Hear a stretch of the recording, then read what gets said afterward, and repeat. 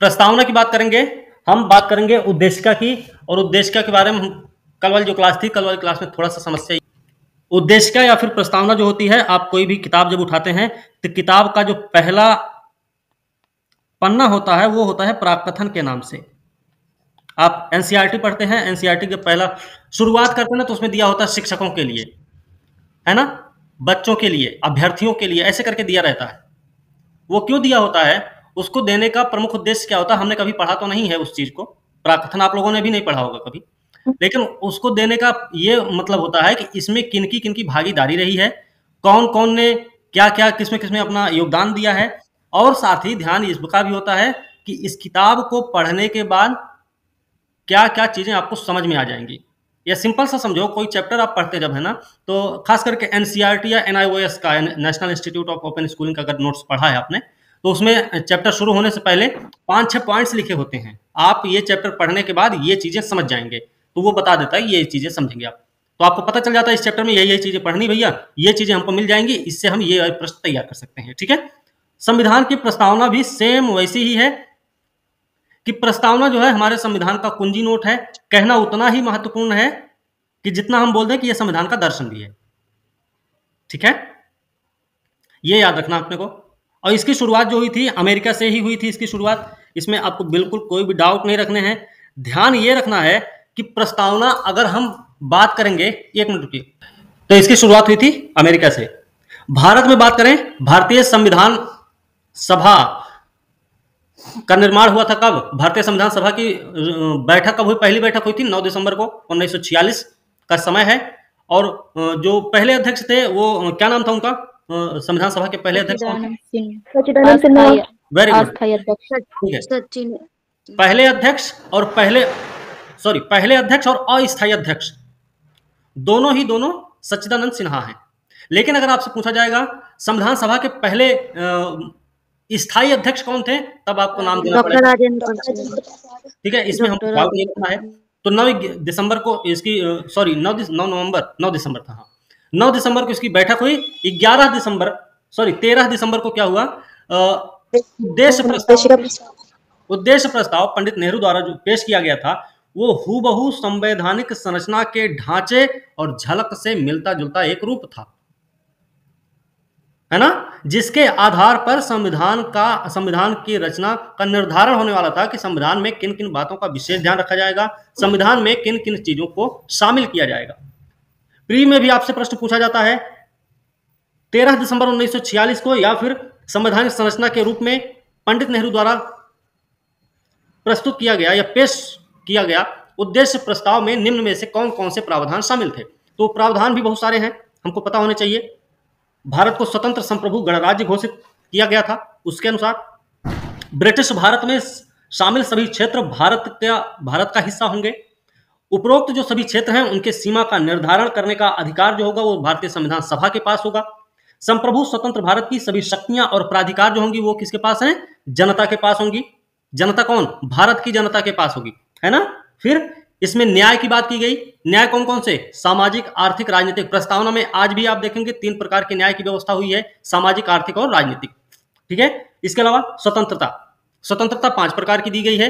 विचार, अभिव्यक्ति, विश्वास, धर्म और उपासना की स्वतंत्रता है। इसके साथ साथ सुरक्षा, अवसर की समता, विधि के समक्ष समता, साथ ही साथ संगठन बनाने, इसके अलावा लोक नैतिकता की स्थापना को सुनिश्चित करने की बात की गई थी अपने उद्देश्य प्रस्ताव में। ठीक है। साथ ही साथ बात किसकी हुई, अल्पसंख्यक, पिछड़े वर्ग, जनजातीय क्षेत्रों के लोगों को पर्याप्त सुरक्षा प्रदान करने का भी एक क्या किया गया, सुनिश्चित किया गया।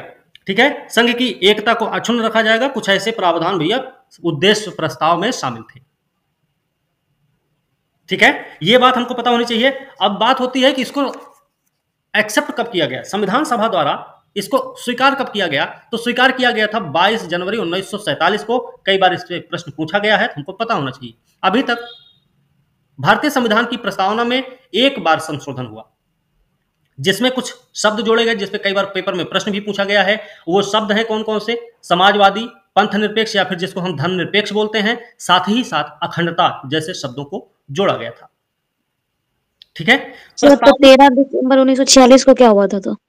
13 दिसंबर को प्रस्तुत किया गया था। अच्छा, स्वीकार 22 1947 को किया गया। 22 जनवरी को स्वीकार किया गया था। ठीक है। अच्छा। तो याद रखना इसको। चलिए, इसमें जैसे हम बात करें प्रस्तावना के प्रमुख तत्व क्या क्या हैं, लिखते चलते हैं। ठीक है। प्रस्तावना के बारे में इतना पता हो गया ना हमको। दोबारा से लिखना है क्या सर सर? आप लोगों ने लिख रखा। हाँ बोलिए ना। सर इसमें 3 आप लिखा चुके हैं, समाजवादी तक लिखाए थे कल। अच्छा ठीक है। ओके। सर तो 26 जनवरी 1949 ईस्वी को अंगीकृत किया गया वो मतलब कि प्रस्तावना में लिखा होता है उद्देशिका में। वो तो संविधान 26 नवंबर 1949। किया गया था ना। Yes sir. हमने संविधान को धारण किया था। जी। ठीक है। ये तो प्रस्तावना की बात हम बोल रहे हैं अभी। Okay sir. ठीक है। इसके प्रमुख अभी लिखेंगे नहीं। ठीक है। इसको समझ लेते हैं, जहां तक आप लोगों ने लिख रखा है वहां तक पहले चलते हैं जल्दी जल्दी, फिर उसके बाद जो बचा हुआ उसको निपटा देंगे। ठीक है। चलिए, इसके प्रमुख तत्व के रूप में हमने क्या क्या बताया था। संप्रभुत्व, समाजवाद, प्रमुख हम तत्व। भारत के लोग, 3 चीज। प्रमुख तत्व क्या है? सबसे पहली बात तो भैया अधिकार का स्रोत है। ये अधिकार का स्रोत है। अधिकार का स्रोत का मतलब है भारत के लोगों से ये शक्ति प्राप्त करता है। ओके, ध्यान रखिए। दूसरी बात, देश की प्रकृति के बारे में भी बताता है। ये देश की प्रकृति कैसी होगी, तो देश की प्रकृति के बारे में हमने क्या बताया है आपको। देश की प्रकृति के बारे में बताया है कि देश जो भारत है वो एक संप्रभु है, एक समाजवादी है, एक धर्मनिरपेक्ष है, एक लोकतांत्रिक राज्य है, एक गणतांत्रिक राज्य व्यवस्था वाला देश है। ठीक है ना। गणतांत्रिक राज्य व्यवस्था वाला देश का मतलब यह है कि यहां पर सर्वोच्च पद पर बैठा हुआ जो व्यक्ति है, मतलब राष्ट्रपति जो पद है हमारा, राष्ट्रपति महामहिम साहब जो है हमारे राष्ट्रपति महोदय, वो एक निर्वाचित व्यक्ति हैं, है ना। राष्ट्रपति एक निर्वाचित पद है हमारे यहाँ। ओके, वंशानुगत पद नहीं है, नाम निर्देशित पद नहीं है, बल्कि ये निर्वाचित पद है, इसलिए ये गणतांत्रिक राज्य व्यवस्था वाला देश है। ओके, अब हम बात करें राज्य के लिए सबसे महत्वपूर्ण क्या होता है, तो भैया राज्य के लिए देखिए समाजवादी, ठीक है, सॉरी, संप्रभुता भी राज्य का प्रमुख अंग होता है। फिर जनसंख्या, सरकार, क्षेत्र, ये सारी चीजें हैं। ये सारी चीजें क्या हैं, राज्य के लिए उपयोगी हैं, लेकिन सबसे ज्यादा महत्वपूर्ण होता है संप्रभुता। संप्रभुता का मतलब क्या होता है, देश के आंतरिक मामले और बाह्य मामले का निर्धारण करने का अधिकार किसके पास होगा, तो वो देश की सरकार के पास होगा या फिर देश के पास होगा। भारत ने क्योंकि डोमिनियन स्टेट की स्थिति को एक्सेप्ट नहीं किया था, है ना, देश ने स्वीकार किया था संप्रभुता को। फिर और क्या है, प्रस्तावना में संविधान के उद्देश्य बताता है। ये संविधान का उद्देश्य बीपीएससी 69 मेंस का आपने अगर पेपर देखा है, सेकंड पेपर, तो उसमें क्या बताया, प्रश्न पूछा गया था, स्पष्ट कीजिए कि भारतीय संविधान की प्रस्तावना संविधान के उद्देश्यों का वर्णन करता है। ऐसा कुछ था ना, क्या चीज, ऐसे कुछ था भाई, प्रश्न ऐसे ही था। तो संविधान का उद्देश्य ये बताता है, तो हमें तो ये पता होना चाहिए ना कि पहले तो हम बता देंगे उद्देश्य प्रस्ताव में, सॉरी उद्देशिका में या प्रस्तावना में जो उद्देश्य बताए गए हैं वो क्या क्या है। क्या है, न्याय, स्वतंत्रता, समानता, बंधुत्व, देश की प्रकृति के रूप में, अधिकार स्रोत के रूप में, वगैरह वगैरह सब कुछ। तब हम बताएंगे ना संविधान का प्रमुख उद्देश्य क्या है, या फिर संविधान का प्रमुख उद्देश्य, उसके बाद उद्देश्य प्रस्ताव। संविधान का उद्देश्य क्या है, न्याय प्रदान करना, यही इसका दर्शन भी होगा, याद रखिएगा। संविधान के दर्शन में ये सारी चीजें शामिल रहेंगी, सब कुछ। न्याय कहां से लिया गया है, यूएसएसआर से ना, ठीक भाई। तो न्याय कितने प्रकार का है, 3, सामाजिक, सामाजिक, आर्थिक, राजनीतिक। राजनीतिक यूपीएससी में पूछा गया प्रश्न है, आपको ये भी याद रखना नॉर्मल तरीके से। दूसरा क्या है, स्वतंत्रता। स्वतंत्रता क्या है, विचार, अभिव्यक्ति, विश्वास, धर्म, उपासना, 5 प्रकार की स्वतंत्रता का वर्णन है। ठीक है। समानता भी है। समानता कैसी है, अवसर, अवसर की समानता, है ना। सामाजिक, राजनीतिक समानता। ओके। फिर बंधुत्व, बंधुत्व बोलते हैं, कभी कभी हम बंधुता भी बोलते हैं, भाईचारा को बढ़ावा देना, है ना। ऐसा क्यों है? क्योंकि देश जो है ना, भारत जो है, भूगोल में पढ़ेंगे तो 6 भौगोलिक प्रदेशों में विभाजित है। यहाँ पर्वत पठार मैदान भी है, नदी झील समुद्र भी है, मरुस्थल भी है, उपजाऊ क्षेत्र भी है ना। 15,000 प्रकार की बोलियां बोली जाती हैं, कई इस प्रकार की मान्यताओं वाले लोग यहाँ रहते हैं, काले भी रहते हैं, गोरे भी रहते हैं, घुघराले बाल वाले भी रहते हैं, बड़े बाल वाले भी रहते हैं, छोटे बाल वाले भी रहते हैं, कोई लाल कपड़ा रंगीन कपड़ा पहनना पसंद करता है, कहीं पर कुछ और खाया जाता है, कहीं कुछ और खाया जाता है, मतलब सारी चीजें। ऐसे में अगर किसी एक क्षेत्र पर एक विशेष पर ध्यान दिया जाए तो वो देश की एकता और अखंडता जो है वो कहीं ना कहीं बाधित होती नजर आएगी। इन सब बातों का ध्यान रखा गया, ठीक है। एक चीज हमने कल और बता दिया था कि भैया 2 तथ्य आपको ध्यान रखने हैं हमेशा। वो 2 तथ्य कौन कौन से थे, कोई बता रहा है क्या? हाँ बताइए। गणराज्य, लोकतंत्र सर। सर प्रस्तावना गैर न्यायिक है। पहला तो ये गैर न्यायिक है जी, और दूसरा ना ही विधायिका की शक्ति का स्रोत है और ना ही शक्तियों पर प्रतिबंध लगाता है। ठीक है, ना तो विधायिका की शक्ति का स्रोत है और ना ही उसकी शक्तियों पर प्रतिबंध लगाने वाला है, ठीक है। इसमें कई सारे मामले आए हैं अभी तक, जितने भी हमने लिखे हैं, जितना भी हमने ये समझा इतनी देर में, इस पे अगर नॉर्मल तरीके से आपसे एक टिप्पणी लिखने का प्रश्न आ जाए कि प्रस्तावना के प्रमुख तत्वों पर टिप्पणी करें, सिंपल सा है, प्रस्तावना का परिचय देना है, प्रमुख तत्व बताने हैं, निष्कर्ष देना, बात खत्म हो जाएगी। इसमें कोई दिक्कत नहीं होगी, ठीक है ना। इतना ही करना आप। बात करेंगे हम प्रस्तावना में जो उल्लिखित शब्द हैं। शब्द मतलब जैसे शुरुआत किससे होती भाई?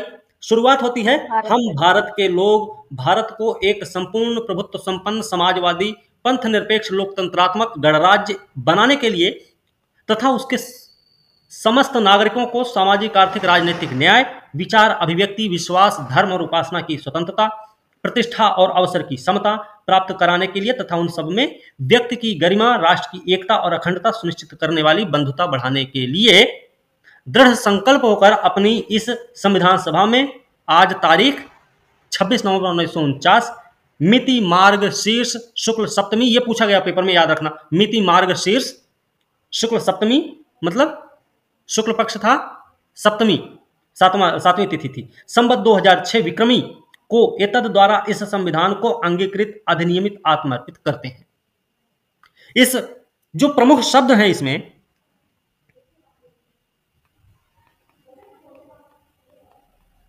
सबसे पहले शुरुआत किससे होती है? हम भारत के लोग, we the people of India, हम भारत के लोग। क्या मतलब है? हमने शुरू में ही बताया कि यह शक्ति का स्रोत है, देश की जनता से शक्ति प्राप्त करने का काम करता है। ये मतलब भारत के लोगों द्वारा ही इस संविधान को बनाया गया था, क्योंकि हमको पता है संविधान सभा का जो निर्माण हुआ था वो प्रतिनिधिक निर्वाचन व्यवस्था के आधार पर था। वो सभा जो बनी थी प्रतिनिधिक निर्वाचन व्यवस्था के आधार पर बनी थी, है ना। जनप्रतिनिधि उसमें शामिल थे। वो अलग बात है कि संविधान सभा का गठन आंशिक रूप से निर्वाचित था, आंशिक रूप से मनोनीत था, वो अलग बात है। लेकिन ज्यादातर तो यही हुआ था कि निर्वाचित प्रतिनिधियों के द्वारा संविधान सभा का गठन हुआ था, मतलब जनता ने चुना था उनको। यहां की जनता ने ही, जनता के प्रतिनिधि के रूप में वो लोग शामिल थे, तो जनता ने ही उसको लागू किया, अंगीकृत किया, आत्मर्पित किया, स्वयं को समर्पित किया, उन्होंने स्वयं को अर्पित किया था उन्होंने संविधान को, ठीक है। दूसरा शब्द क्या बताए थे? संप्रभुता। संप्रभुता, संप्रभुता या फिर संपूर्ण प्रभुत्व संपन्न, संपूर्ण प्रभुत्व संपन्न। इसमें क्या बताए थे?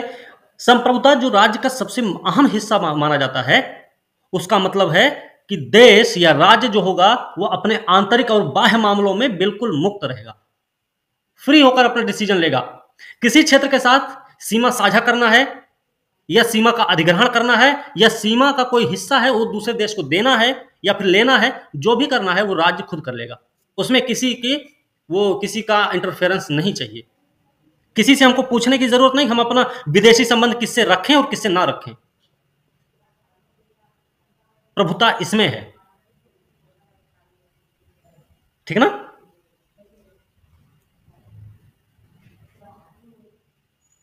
ठीक है भाई, यहां तक कोई दिक्कत नहीं ना, यहां तक। No sir. में आलोचना कई बार होती है कि हमने 1949 में राष्ट्रमंडल की सदस्यता को भी एक्सेप्ट कर लिया, हमने यूएन की सदस्यता को स्वीकार किया है। तो हमने अगर किसी की सदस्यता को स्वीकार किया ना, तो हमने इस बेस पर किया कि हमारी संप्रभुता पे आंच नहीं आएगी। हमने संप्रभुता के साथ समझौता नहीं किया, हमने सदस्यता भले ले ली है। एक प्रश्न और आपको बीपीएससी में आपके प्री के लेवल से बता दे रहे हैं, वो प्रश्न है कि सभी ब्रिटिश उपनिवेशवादी देश राष्ट्रमंडल के सदस्य हैं। ये स्टेटमेंट अगर आता है तो वो स्टेटमेंट गलत हो जाएगा। बात समझ रहे हैं ना आप लोग, क्योंकि जितने भी ब्रिटिश उपनिवेश थे वो सब के सब राष्ट्रमंडल के सदस्य नहीं हैं। आपको ये बात पता होनी चाहिए, ठीक है। इसके बाद एक और शब्द कौन सा बताए थे? समाजवादी, समाजवादी, साम्यवाद, लोकतंत्र। समाजवादी हमने बताया था। समाजवादी बारे में क्या बताया भाई? समाजवाद दो प्रकार का है, एक साम्यवाद समाजवाद है और दूसरा कौन सा है? लोकतांत्रिक समाजवाद है। हमारे यहां कौन सा समाजवाद है? लोकतांत्रिक समाजवाद है। ध्यान रखना, देखिए हमने समाजवाद की सारी अच्छाइयों को शामिल किया है, समाहित कर लिया, लेकिन उसकी कोई जो कमियां रही ना उसको हमने दरकिनार कर दिया, याद रखना, ठीक है। तो भारत में लोकतांत्रिक समाजवाद है। समाजवाद क्या है? समाजवाद एक ऐसी विचारधारा है जिसमें समानता के लगभग सभी आयाम क्या होते हैं भैया? परिलक्षित होते हैं। ध्यान रखने की जरूरत है, वो चाहे संपत्ति का मामला हो चाहे संसाधन का मामला हो। हमारे यहां संपत्ति का समान वितरण करने के लिए भू सुधार आंदोलन चलाए गए, जमींदारी उन्मूलन लाया गया, हदबंदी सिस्टम लागू किया गया, चकबंदी नहीं लागू की गई। चकबंदी इसके लिए नहीं थी, आपको याद रखना इसको। हदबंदी है, चकबंदी क्या है कि कई सारे छोटे छोटे छोटे छोटे टुकड़ों को एक साथ जोड़ दिया गया, उनको एक बड़ा सा खेत बना दिया गया। लेकिन हदबंदी क्या है कि एक लिमिट रख दी गई कि इससे ज्यादा जमीन किसी के पास नहीं हो सकती। बात समझे? हदबंदी पे प्रश्न पूछे जाते हैं, आपको पता होना चाहिए। अब इस पे नहीं जाएंगे कि बिहार में लागू क्यों नहीं हो पाया सही ढंग से, हदबंदी की समस्याएं क्या क्या रही, वो सब बाद में करेंगे, क्योंकि इकोनॉमिक्स का टॉपिक है, उसको बाद में देखेंगे हम लोग। तो भारत क्या है? लोकतांत्रिक समाजवाद स्थापित किया गया। इसमें हमने बताया कांग्रेस पार्टी जब 42वें संविधान संशोधन में समाजवादी शब्द को जोड़ा गया था, लेकिन 1955 में एक अधिवेशन का नाम बताया था हमने। वो अधिवेशन का नाम क्या था?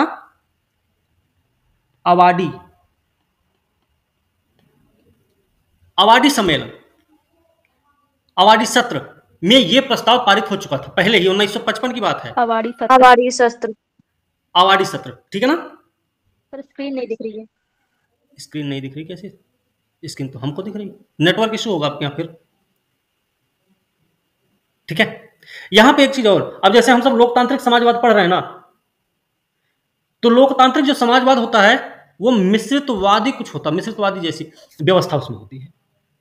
भारतीय समाजवाद में क्या क्या चीजें हैं आप चाहे तो लिख सकते हैं। भारतीय समाजवाद में क्या क्या है?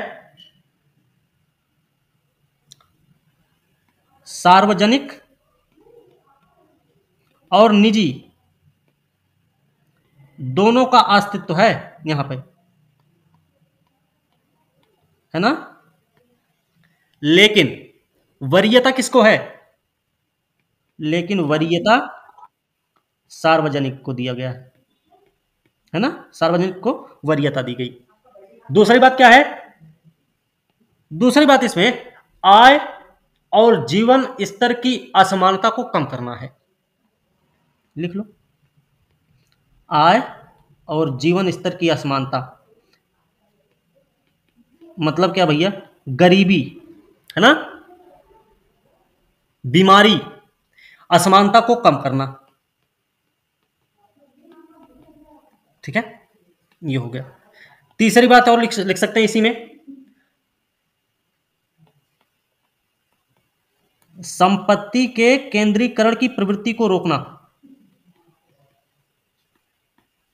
केंद्रीकरण की प्रवृत्ति को रोकना भारतीय समाजवाद का लक्ष्य है ये। चौथा क्या है, सॉरी चौथा यहां लिख देते हैं, मजदूरों वंचित वर्गों का कल्याण करना, वंचित वर्गों का कल्याण करना। ठीक है। सर 2 नंबर में क्या लिखा था? आय और जीवन स्तर की असमानता को समाप्त करना। ठीक है ना।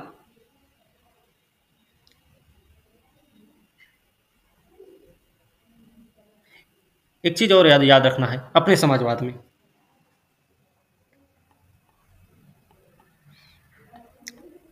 कल लिखवाए थे मेरे ख्याल से,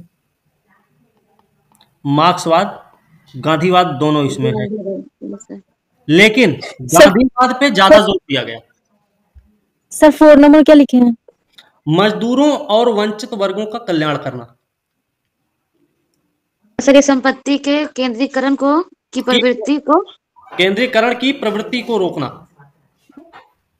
ठीक है, हो गया। चलिए अगला, अगला क्या बोले थे कोई कि नहीं अभी? नहीं। ठीक है, फिर लिखिए धर्मनिरपेक्ष।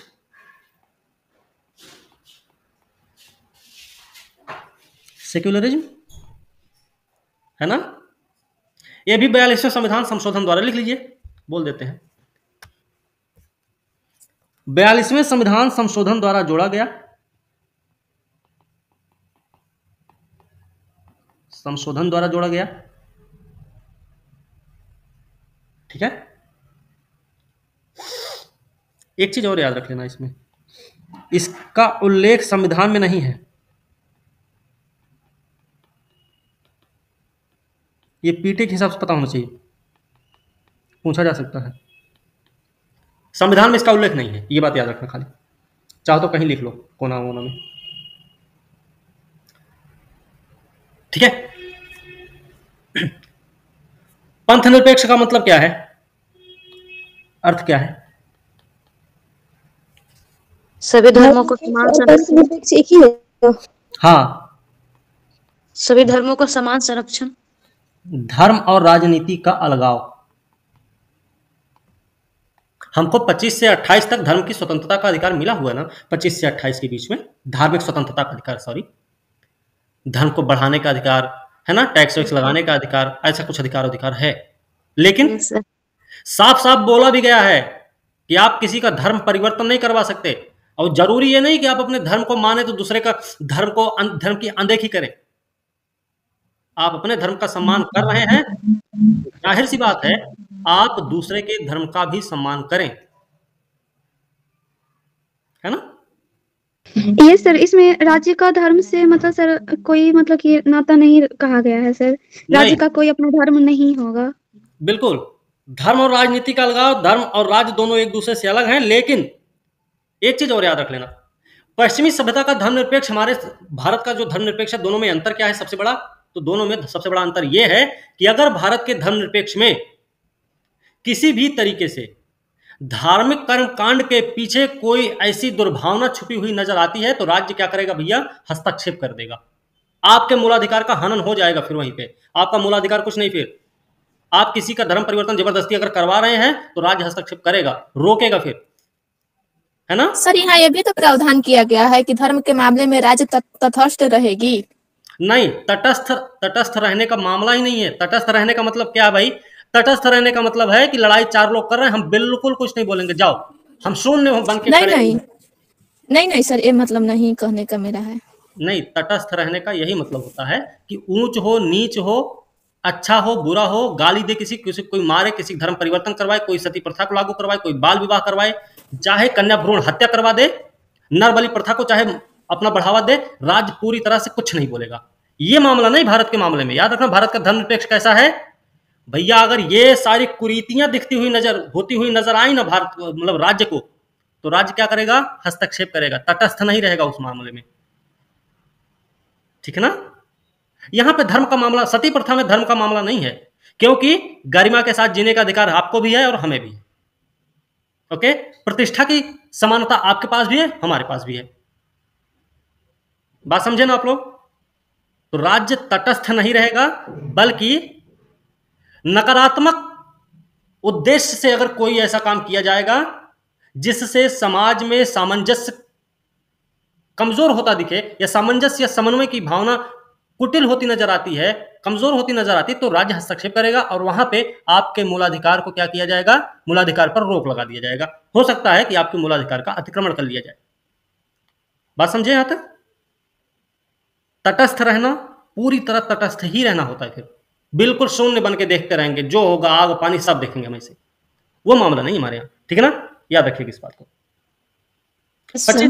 25 से 28 में इसका वर्णन किया गया है। याद रखिएगा, किसी भी धर्म ग्रंथ की तुलना में संवैधानिक सर्वोच्चता को वरीयता प्राप्त है।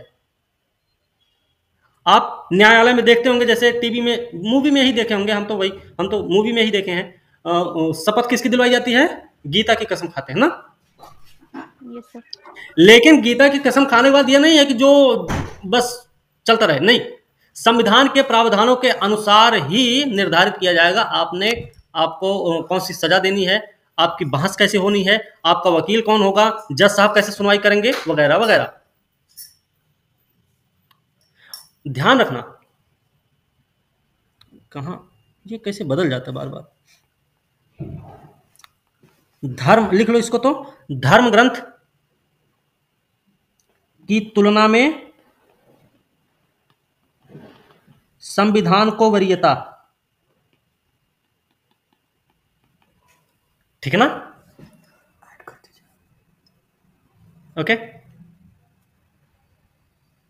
याद रखिए भाई।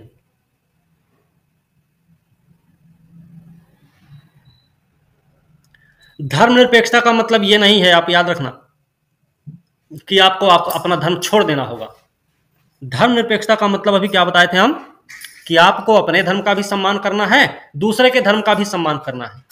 बात समझ रहे हैं ना भाई?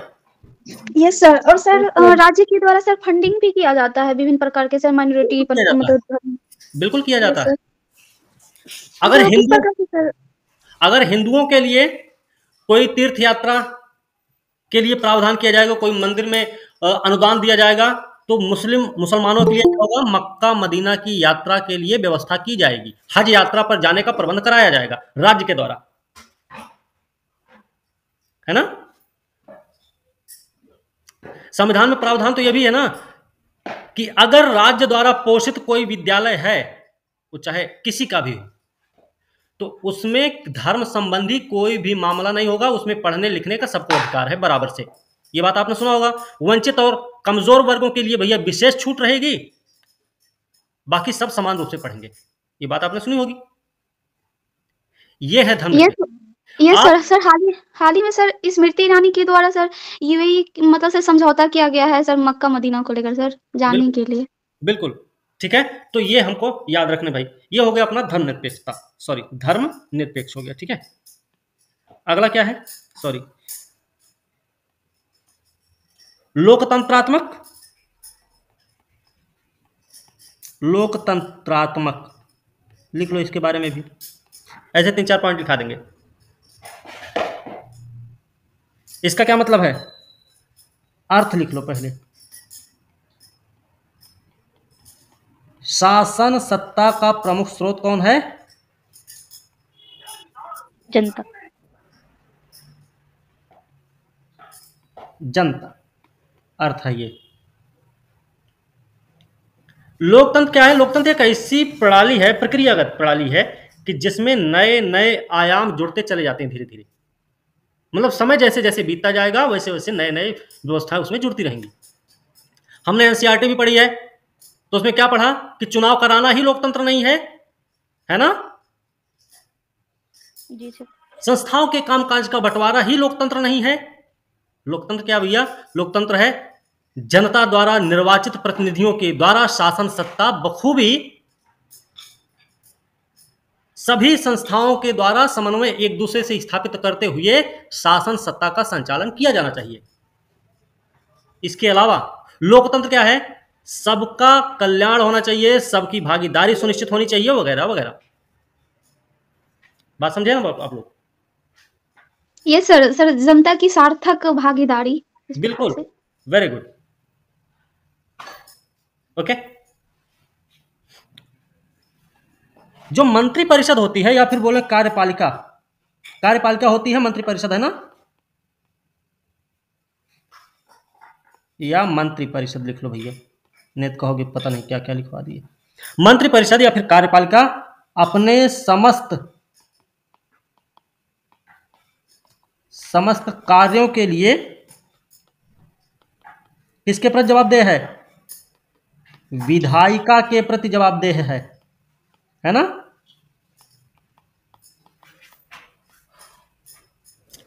एक चीज और याद रखना, विधायिका सिर्फ कार्यपालिका पर नियंत्रण ही नहीं रखता है, बल्कि विधायिका जो है ना कार्यपालिका के द्वारा खुद भी नियंत्रित होता है। ये स्टेटमेंट भी आपको याद रखना चाहिए, ठीक है। इसके अलावा और क्या है? लोकतंत्रात्मक का मतलब, देखिए भारत में राजनीतिक लोकतंत्र भी है, सामाजिक और आर्थिक लोकतंत्र भी है, ठीक है। संसाधन पर समान अधिकार है लोगों का, याद रखना, इसको भूलना नहीं है, ओके। चलिए यहां तक। अब क्या बचा? गणराज्य सर चौथा है। इसमें और पॉइंट नहीं आएगा, इतना ही आएगा। और भी लिखना चाहते हैं लिख लीजिए, एक आक और लिखा दीजिए। ठीक है। हमारा जो लोकतंत्र वो कैसा है? सॉरी एक मिनट,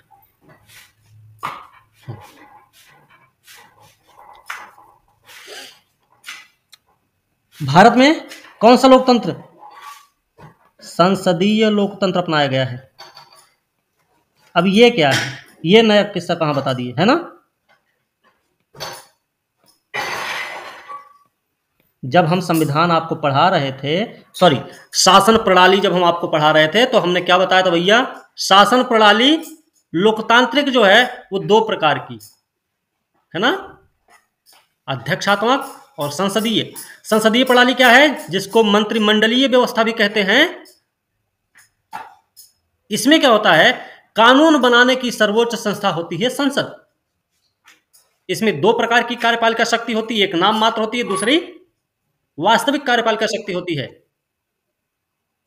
ओके सर इस संसदीय व्यवस्था में क्या होता है? प्रावधान होता है भाई कि किसी भी कोई भी कानून या विधि पारित करना है तो उस पर लंबी चौड़ी बहस होगी। पहली बात तो कार्यपालिका पर नियंत्रण होगा विधायिका का, ये सब हमने पढ़ रखा है ना। लोक कल्याणकारी राज्य की स्थापना करना प्रमुख उद्देश्य होगा, है ना। ये सारी चीजें हैं, बोलिए ना, यही सारी चीजें हैं ना इसमें संसदीय लोकतंत्र में। संसदीय लोकतंत्र की विशेषता बताए थे ना हम आपको, आप लोगों को। हाँ सर बताए थे। ठीक है, तो वो सारी चीजें इसी में है। शासन प्रणाली हमने सबसे पहले इसीलिए पढ़ा दिया था ताकि प्रस्तावना जब पढ़ाएंगे ना तो ये शब्द जब मिलेंगे आप लोग अपना उसी में लिखते चलना, लिख लेना। जब आंसर लिखने की बारी आएगी तो लिखते रहना उसी में।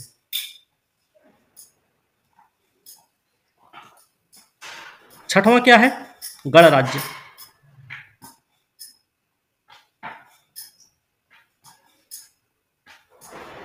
गणराज्य क्या है?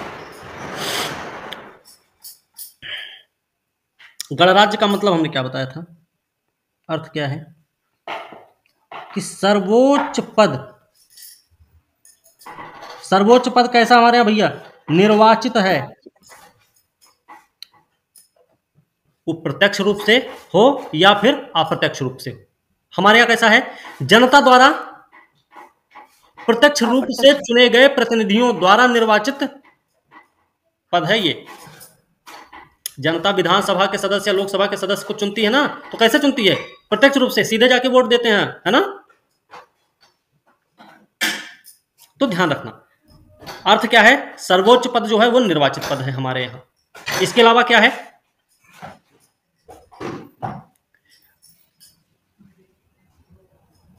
वास्तविक शक्ति किसके पास होती है? प्रधानमंत्री के पास। जनता द्वारा चुने गए प्रतिनिधि प्रधानमंत्री मंत्रिमंडल, ठीक ना। इनकी सलाह से, राष्ट्रपति महोदय इनकी सलाह से काम करते हैं, याद रखना।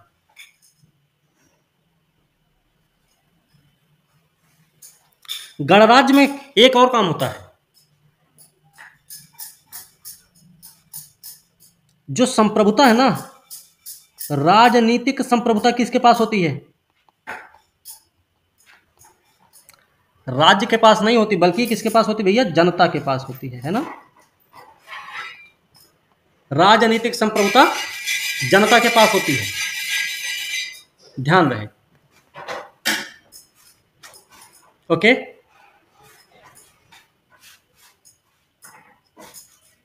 दूसरी चीज,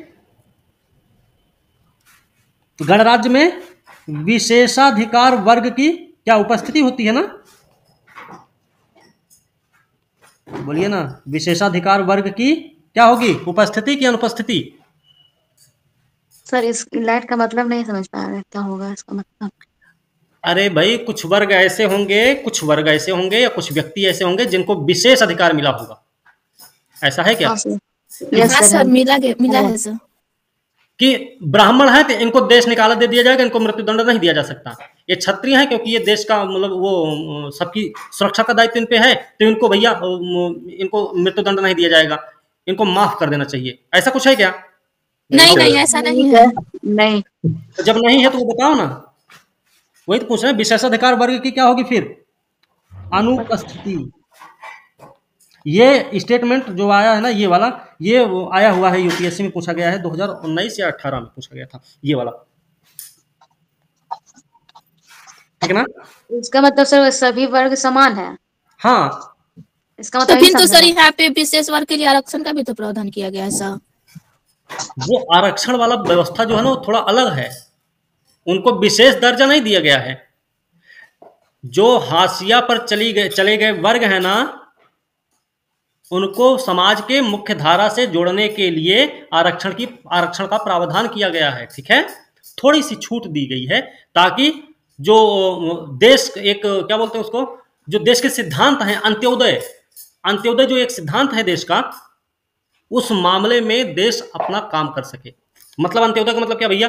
अंतिम पायदान पर बैठे हुए व्यक्ति का कल्याण होना चाहिए, देश का मानना है। बात समझे? तो जब अंतिम पायदान पर बैठे हुए व्यक्ति का कल्याण करना है तो थोड़ा बहुत ऐसे तो आ नहीं जाएंगे, क्योंकि बहुत वो मुख्य धारा से टूट चुके हैं, तो उनको मुख्य धारा में जोड़ने के लिए क्या करना पड़ेगा? थोड़ा सा उनको सहूलियत देनी पड़ेगी, है ना। तो आरक्षण को इसमें मत ऐसे वो कर देना, ठीक है। वो विशेषाधिकार वर्ग के रूप में शामिल नहीं होते, ठीक है। अभी जिसने भी बोला आप में से, ठीक है। मतलब क्या है? सार्वजनिक कार्यालय कोई है, सार्वजनिक कार्यालय सबके लिए समान होगा, सबके लिए खुला रहेगा, ये सब लोग आ सकते हैं वहां पे, ठीक है। यहां तक कोई दिक्कत किसी को? सॉरी। सातवां है न्याय। न्याय का आदर्श कहां से लिया गया है? तो भैया देखो, सामाजिक, आर्थिक, राजनीतिक न्याय की बात हुई है, ठीक है। रूसी क्रांति से प्रेरित है, याद रखना। मतलब क्या है? सभी के साथ समान व्यवहार,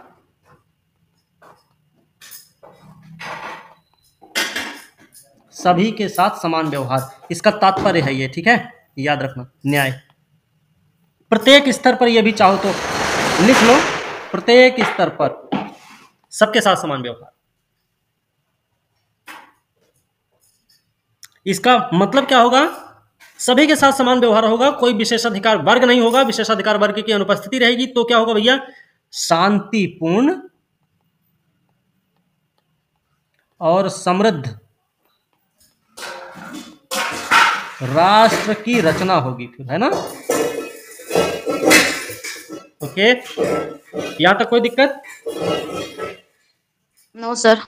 ठीक है, थक तो नहीं गए आप लोग? No sir. No sir. सब ठीक है। अरे आवाज कहाँ से आ रही है? सामाजिक न्याय का मतलब क्या होगा कि हर व्यक्ति, कोई भी हो, महिला पुरुष, बूढ़ा जवान, काला गोरा, ब्राह्मण क्षत्रिय वैश्य शूद्र, हिंदू मुस्लिम सिख ईसाई, कुछ भी हो, पहाड़ी क्षेत्र का हो या मैदानी क्षेत्र का, तटीय क्षेत्र का हो या मरुस्थलीय क्षेत्र का, उसके साथ किसी भी प्रकार का भेदभाव नहीं किया जाएगा। ओके, मतलब जाति, रंग, धर्म, लिंग, जन्म स्थान वगैरह वगैरह के आधार पर किसी के साथ भेदभाव नहीं होगा। सामाजिक न्याय है ये, ठीक है ना। समाज में किसी वर्ग विशेष के लिए विशेषाधिकार की अनुपस्थिति रहेगी। साथ ही साथ अनुसूचित जाति, जनजाति, अन्य पिछड़े वर्ग और महिलाओं की स्थिति में क्या किया जाएगा भैया? सुधार किया जाएगा। सुधार का रास्ता अख्तियार किया जाएगा, ठीक है, सुधार का रास्ता अपनाया जाएगा। राजनीतिक न्याय क्या है फिर? अरे वोट में देखो ना, समान राजनीतिक न्याय का मतलब क्या है? 18 साल की उम्र का व्यक्ति हो जाए, वो सब वोट देगा। और रामू काका का भी वोट एक मूल्य होगा। अंबानी साहब वोट देने आएंगे, उनका भी एक वोट है ना। राजनीतिक न्याय है ये। 21 साल का व्यक्ति हो गया, वो भी चुनाव लड़ने में सक्षम है, चाहे उसके जेब में चवन्नी ना हो, चाहे वो फटा पुराना कपड़ा पहन के डोल रहा हो, कोई दिक्कत नहीं, चुनाव लड़ सकता है, वो फ्री है। कंपटीशन की तैयारी भी कर सकता है, एग्जाम में बैठ सकता है वो, अवेलेबल अगर योग्य है तो। बात समझ रहे हैं ना आप लोग? ये राजनीतिक न्याय है भाई। किसी भी कहीं भी अपना आने जाने की उसको आजादी है, राजनीतिक न्याय है। आर्थिक न्याय क्या है? आर्थिक न्याय क्या फिर? आर्थिक न्याय का मतलब है कि संपत्ति हो, आय हो, या फिर कुछ ऐसे कुछ भी संसाधन हो, संसाधन भी अपने ले सकते हैं हम, प्राकृतिक संसाधन जो बोलते हैं हम, उन मामलों में असमानता को दूर करने का प्रयास किया जाएगा। संसाधन पर समान अधिकार होगा सबका, ठीक है। खुली हवा में सांस लेने का अधिकार अंबानी साहब को अगर है, तो खुली हवा में सांस लेने का अधिकार एक रिक्शा चालक को भी है, एक मजदूर को भी है, और हमको तो है ना, कि नहीं है? हमें खुली हवा में बढ़िया बढ़िया सांस लेना है ना। आप लोगों को ना, हमको तो है भाई। एक शब्द इसमें लिख लो चाहे तो, सामाजिक और आर्थिक, लिख लीजिएगा। सामाजिक और आर्थिक न्याय का मिला जुला रूप अनुपाती न्याय कहलाता है। क्या कहलाता है सर? अनुपाती, अनुपाती न्याय, ठीक है, ठीक है ना। अब आ गए हम अपने स्वतंत्रता पे। स्वतंत्रता क्या भैया? आदमी जन्म लेता है, स्वतंत्र अवस्था में रहता है ना। मृत्यु को प्राप्त करता तब भी वो स्वतंत्र ही रहता है, किसी प्रकार की पाबंदी है उस पे। छोटा सा बच्चा है, वो चाहे जैसा भी रहे वो डोल सकता है, पूरे गांव में जाके टहल ले बिना कपड़ा के, कोई नहीं रोकेगा उसको। यही होगा ना। थोड़ा सा बड़ा हो जाएगा तो लोग बोल देंगे, अरे कितना गंदा लग रहा है, देखो ये बहुत बेकार है, ये तो बहुत गंदा है, देखो ऐसे कर रहा है, तो है ना, तो वो शर्माने लग जाता है। फिर फिलहाल उस पर नहीं जाएंगे, वो दर्शन वाली बात है। क्योंकि किसी बहुत बड़े दार्शनिक ने कहा था, अगर हम जन्म लेते हैं स्वतंत्र रूप से, तो ऐसी क्या पाबंदियां हैं जो हम बड़े जैसे जैसे होते जाते हैं वैसे वैसे कपड़ों की लंबाई भी बढ़ती चली जाती है। किसी बड़े दार्शनिक ने कहा था ये बात, तो उसमें नहीं चलेंगे। स्वतंत्रता का मतलब क्या है कि आप पर किसी भी प्रकार का रोक टोक नहीं होना चाहिए। लेकिन इसका मतलब यह भी नहीं है, इसका मतलब यह भी नहीं है कि आपकी वजह से किसी दूसरे की स्वतंत्रता बाधित हो जाए। सिंपल से एग्जांपल समझ लें, अगर आपको मन कर रहा है रात में गाना गाने का, तो आप गाना गाओ, कोई दिक्कत नहीं, गाना सुनो, नाचो, कूदो, जो मन के वो करो। लेकिन आपकी स्वतंत्रता इस बात में सीमित हो जाएगी कि आपकी वजह से दूसरा अगर कोई सो रहा है तो वो डिस्टर्ब ना हो पाए, क्योंकि उसको सोने की भी आजादी है उसके पास। बस समझे? तो लिख लीजिए इसको भी। अर्थ क्या है इसका? अर्थ क्या है इसका? लिख लीजिए, लोगों की गतिविधि पर गतिविधि पर रोक टोक की अनुपस्थिति। ध्यान रहे। उसके अलावा क्या? विकास का अवसर। ठीक है ना? सबको स्कूल में बैठकर पढ़ने की आजादी है, सब पढ़ सकता है। ठीक है, ध्यान रखना। लेकिन जो हमने दूसरी बात बताई भैया, दूसरों के अधिकार का अतिक्रमण नहीं होना चाहिए, दूसरे की स्वतंत्रता बाधित नहीं होनी चाहिए आपकी वजह से, आपके स्वतंत्रता की वजह से। ध्यान रखना। कितने प्रकार की स्वतंत्रता की बात हुई है? विचार, अभिव्यक्ति, विश्वास, धर्म, उपासना की स्वतंत्रता। ओके। हमने एनसीईआरटी जब पढ़ाया था, आप लोगों को क्या बताया था? याद होगा? नहीं होगा तो बता देंगे। अगर लोकतांत्रिक व्यवस्था को सफलतापूर्वक संचालित करना है तो, लोकतांत्रिक व्यवस्था को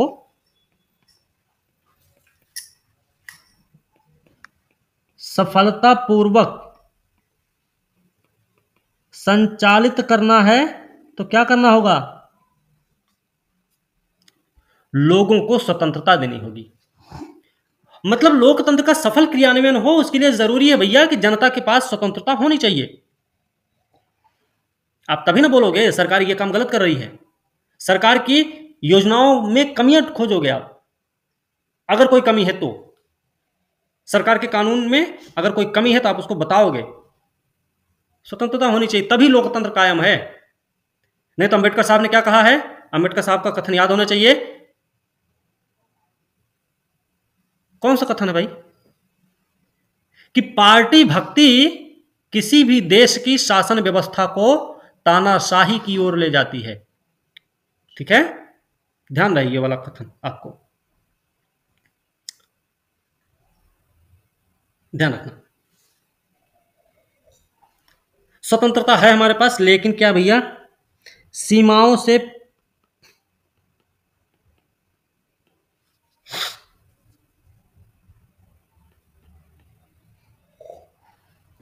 क्या है? सीमाओं से परे नहीं है,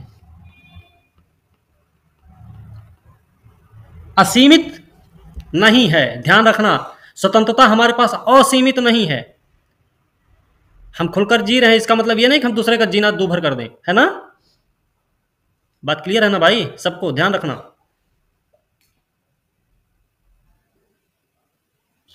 मतलब क्या है? ये जो स्वतंत्रता दी गई है ना, शर्त रहित नहीं है। मतलब क्या है? शर्तहीन नहीं है, शर्त रखा गया है कि शर्त ये है भाई, दूसरे की स्वतंत्रता को आप रोक नहीं सकते, है ना?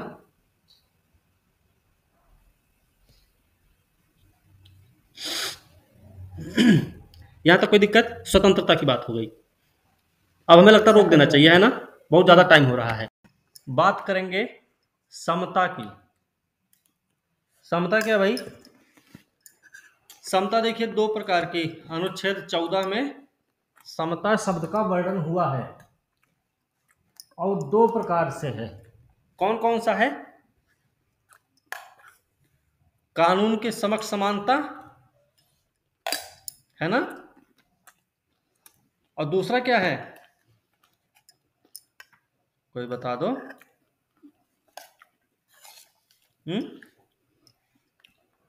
कोई तो बता दो क्या है? विधि के समक्ष समता और दूसरा विधि का समान संरक्षण। दो बातें हैं ना कही गई? जी सर। हाँ, तो समता का मतलब क्या होता है? समता का मतलब होता है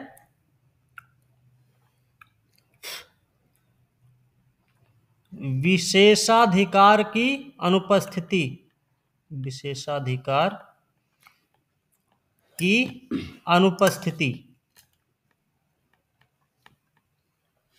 अर्थ है ये, ठीक है ना? साथ ही भेदभाव रहित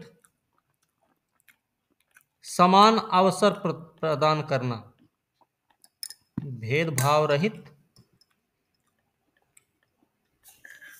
समान अवसर प्रदान करना। ओके, यहां तक ठीक है ना?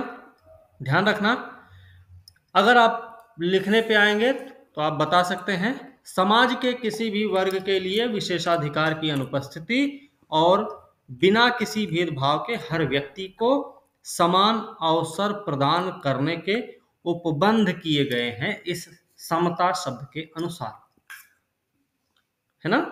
किसकी किसकी समता है? प्रतिष्ठा और अवसर, दो प्रकार की समता का उल्लेख है, प्रतिष्ठा की है और अवसर की है। ठीक है, ध्यान रखना इसका मतलब साफ है कि देश के सभी नागरिकों को स्थिति और अवसर की समता प्रदान की गई है। इस उपबंध में समता के 3 आयाम हैं। कौन कौन से? 3 आयाम हैं इसके। वो कौन कौन से भाई? सर इसको लिखा दीजिए ना प्रॉपर तरीके से। नागरिक, ठीक है, राजनीतिक और आर्थिक,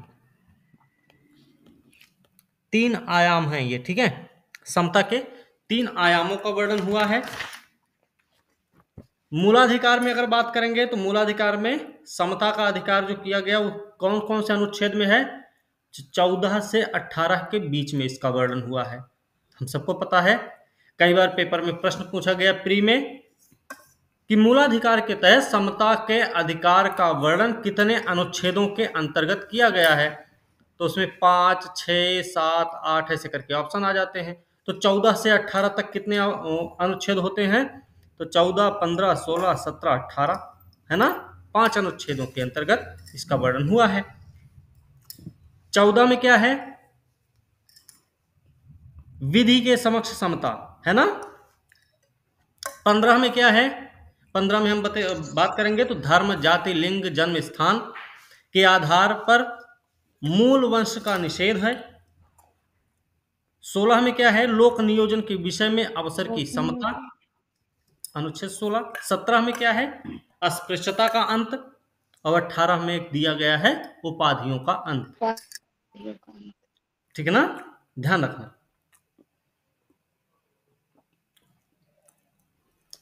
अब इसमें यह ध्यान रखना है, ये जो संविधान में 2 उपबंध ऐसे हैं जो राजनीतिक समता को सुनिश्चित करते हैं।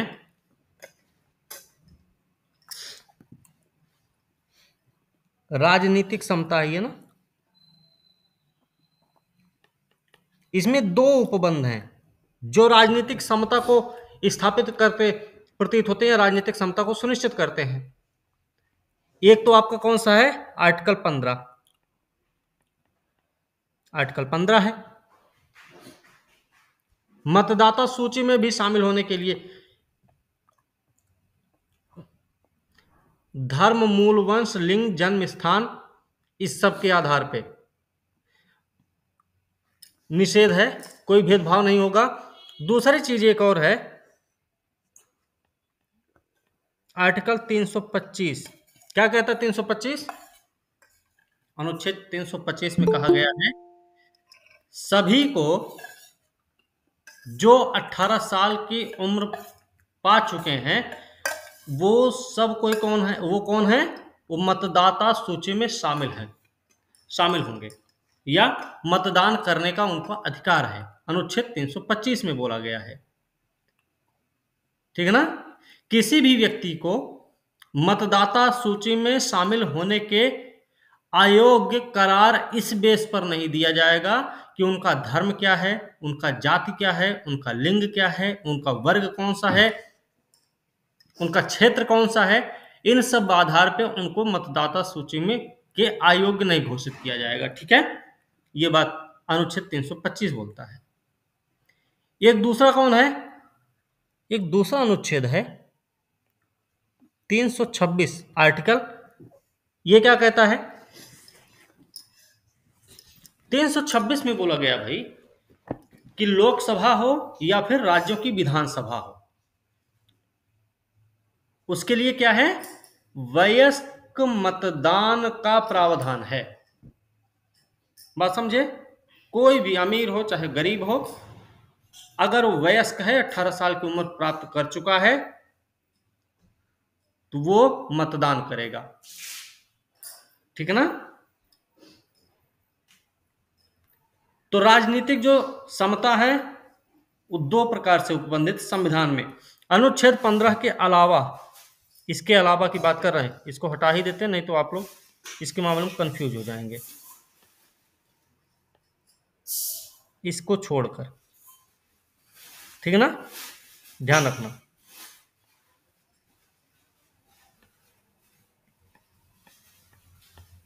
ठीक भाई, 325 और 326। एक और अनुच्छेद है आपका जो अनुच्छेद 39, एक है ना, अनुच्छेद 39 क्या कहता है? ये समान काम के लिए समान वेतन, महिला हो या पुरुष हो, जीवन यापन के लिए पर्याप्त साधन उपलब्ध रहेंगे, साथ ही साथ समान काम के लिए समान वेतन का अधिकार सुरक्षित रहेगा सबके लिए, महिला पुरुष सबके लिए। अनुच्छेद 39, ठीक है ना? इतना कोई दिक्कत है इतने में? आप नो लोगों सर। को जितेंद्र, मसरूफा, अन्नू, दोनों अन्नू, मीनू, सपना, प्रीति, यस सर। अन्नू समझ में आया आपको? मीनू? Yes sir. जी सर। ठीक है, लगता है। चलिए अगला क्या भाई? अगला है बंधुत्व। बंधुत्व, भाईचारे की भावना का विकास करना है ना? आपस में भेदभाव नहीं दिखाना है किसी को। बंधुत्व का मतलब क्या है? अर्थ है इसका,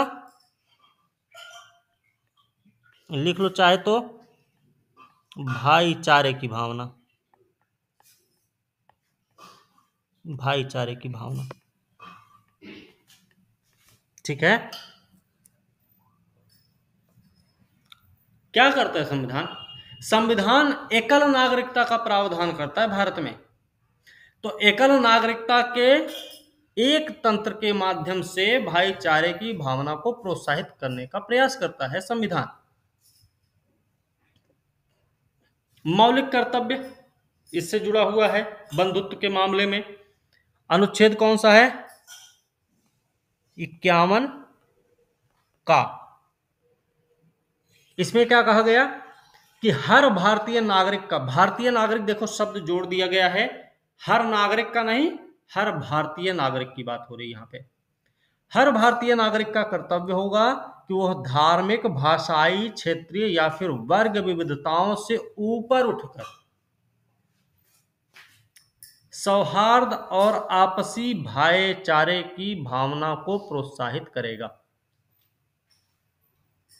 अनुच्छेद 51 का मतलब मूल कर्तव्य में कहा गया है सभी भारतीय नागरिकों के लिए कर्तव्य सुनिश्चित किया गया है कि वो इन सब भावनाओं से ऊपर उठ जाएंगे। वो भावनाएं कौन सी होंगी? धार्मिक, क्षेत्रीय, भाषाई या फिर वर्ग विविधता, इनसे ऊपर उठकर वो सौहार्द, सौहार्द किसमें? समाज में जहां रहते होंगे, और आपसी भाईचारे की भावना को प्रोत्साहित करेंगे। प्रस्तावना में दो बातों को सुनिश्चित किया गया। दो बातें कौन सी हैं प्रस्तावना में बंधुत्व के मामले में? एक तो है व्यक्ति का सम्मान, व्यक्ति का सम्मान, और दूसरा कौन सा है? और सर देश की एकता और अखंडता। भाईचारिक विकास कैसे होगा? भाई किसी को सम्मान नहीं दोगे तो झगड़ा नहीं हो जाएगा, है ना? दो बातें हैं प्रस्तावना में, ये दो बातें सुनिश्चित करती हैं कि बंधुत्व को प्रोत्साहित किया जाएगा, भाईचारे की भावना को प्रोत्साहन मिलेगा। ठीक है, इसमें एक और, जैसे बंधुत्व के बारे में कुछ किसी के कोट हैं, किसी ने कुछ कहा है भाषणबाजी में, कुछ किसी ने बोला है। जैसे एक नाम आपने सुना होगा, कई बार इन पे प्रश्न भी पूछा गया है कि कांग्रेस का वो कौन सदस्य, कांग्रेस के वो सदस्य का नाम बताइए जो प्रारूप समिति में शामिल थे। नाम क्या है उनका, पता है आप लोगों को? आप लोगों ने पेपर दिया है, कई बार उन पे प्रश्न पूछा गया, नाम क्या है उनका? प्रारूप समिति के सदस्य भी रहे हैं Congress B R Ambedkar sir, B R Ambedkar. और कोई बताए? कृष्णमचारी सर, कृष्णाचारी, क्या नाम था उनका? नहीं, और कोई बताओ? सर जितेंद्र मुंशी एक करके थे। के एम मुंशी। हाँ, हाँ वही। के एम मुंशी पे कई बार प्रश्न पूछा गया इसी बात को लेकर। इन्होंने प्रस्तावना के बारे में भी बहुत सारी चीजें बोल रखी हैं। तो के एम मुंशी पे ये बात ध्यान रखना भाई, प्रश्न अगर सामने आपके पहुंचे तो वो प्रश्न आपका गलत नहीं होना चाहिए। ठीक है, ध्यान रखना इसका। इन्होंने क्या कहा था, ये प्रारूप समिति के सदस्य रहे हैं, के एम मुंशी नाम है इनका।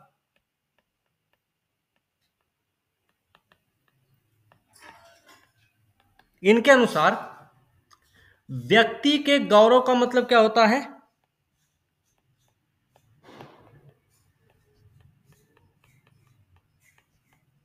व्यक्ति के गौरव का अर्थ क्या बताते हैं ये? कि संविधान न केवल वास्तविक रूप में भलाई और लोकतांत्रिक तंत्र की मौजूदगी सुरक्षित करता है, बल्कि ये भी मानता है कि हर व्यक्ति का व्यक्तित्व पवित्र है। सर एक बार फिर से बोल लीजिए। व्यक्ति के गौरव का अर्थ है कि संविधान न केवल वास्तविक रूप में भलाई और लोकतांत्रिक तंत्र की मौजूदगी सुरक्षित करता है, बल्कि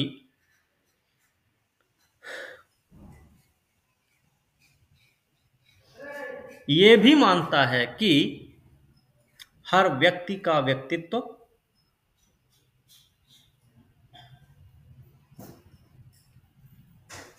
पवित्र है।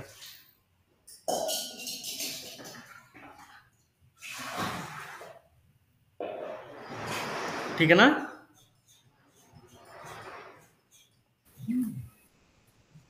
ये व्यक्ति के गौरव, थोड़ा सा रिपीट करते। अच्छा, संविधान न केवल वास्तविक रूप में भलाई करता है, लोकतांत्रिक तंत्र वास्तविक रूप में भलाई तथा लोकतांत्रिक तंत्र की मौजूदगी सुरक्षित करता है, बल्कि यह भी मानता है कि हर व्यक्ति का व्यक्तित्व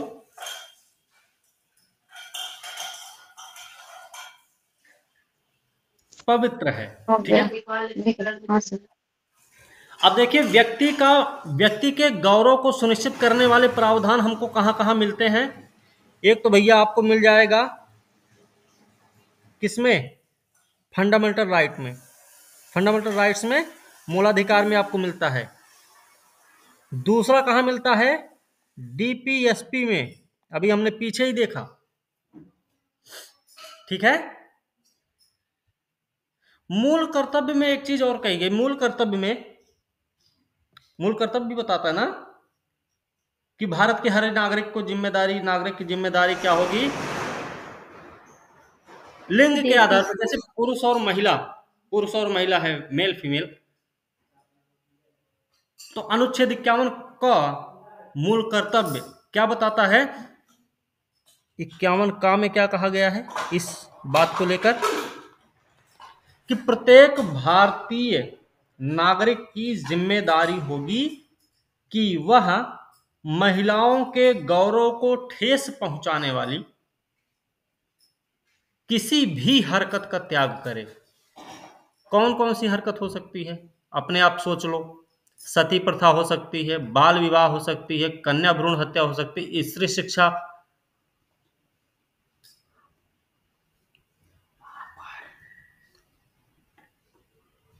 ठीक है, स्त्री शिक्षा को रोकना, महिला सशक्तिकरण को हतोत्साहित करना, ऐसी कुछ भावनाएं हो सर सकती हैं। दहेज भी आएगा क्या इसमें? दहेज भी आ जाएगा,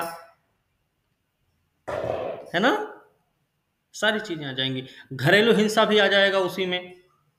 इन सबको बढ़ावा नहीं देना, हमको क्या करना है, इन सबको छोड़ना पड़ेगा भैया। प्रत्येक की जिम्मेदारी होगी महिलाओं के गौरव को ठेस पहुंचाने वाले किसी भी हरकत का त्याग करे और भारत की संप्रभुता तथा एकता और अखंडता की रक्षा करे। ठीक है ना।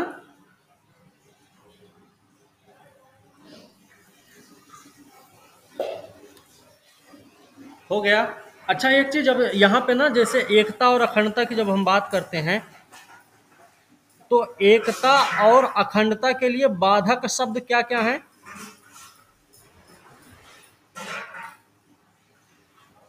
एकता और अखंडता के लिए बाधक शब्द या बाधक प्रक्रिया कौन कौन सी होंगी? सांप्रदायिकता लिख लो चाहे तो, कभी मान लो ऐसा पेपर में पूछ लिया जाए पीटी में, तो भाई सांप्रदायिकता,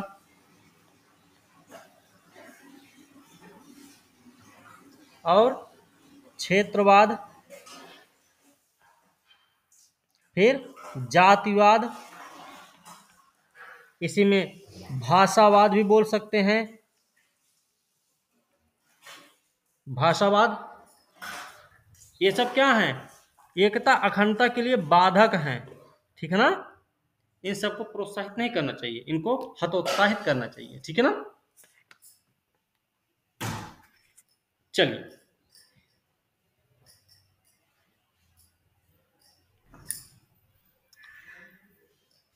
ये हो गया। सॉरी, एक मिनट, अरे ये क्या है?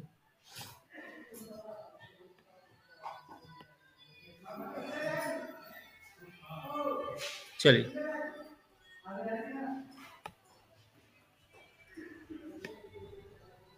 ये सब तो आप लोग लिख लिए होंगे ना। इधर उधर ना डिलीट कर देना, तो पूरा गड़बड़ा जाएगा।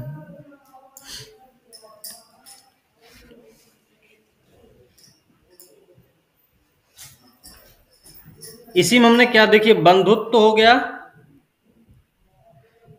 एकता अखंडता भी उसी में हमने बता दिया है। ठीक है, और गरिमा गौरव सब बता दिए। ठीक है, सारा का सारा कंप्लीट हुआ। यहां तक में कोई दिक्कत है किसी को? है ना। हमने प्रश्न कितने सारे प्रकार के देखे हैं प्रस्तावना पे। पहला प्रश्न, संविधान का मूल दर्शन है, संविधान का कुंजी नोट है ना, संविधान की व्याख्या है, ये सब सुना ना हमने प्रश्न के रूप में। Yes sir. संविधान का उद्देश्य है, सब बताता है ये। तो इतना सारा प्रश्न हमने प्रस्तावना पे ही देख लिया, तो एक तो पॉइंट हमारा यही बन जाएगा ना, ये संविधान का आधार तैयार करता है, संविधान का आधार तैयार करता है ना। ये हो गया, सॉरी, अरे भाई, आधार तैयार करता है।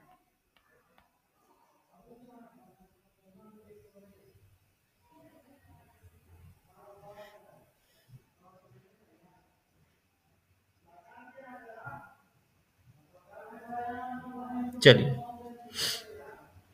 ठीक है। दूसरा क्या है? कैसा आधार भाई? देखिए, संविधान का आधारभूत दर्शन क्या है वो बताता है प्रस्तावना।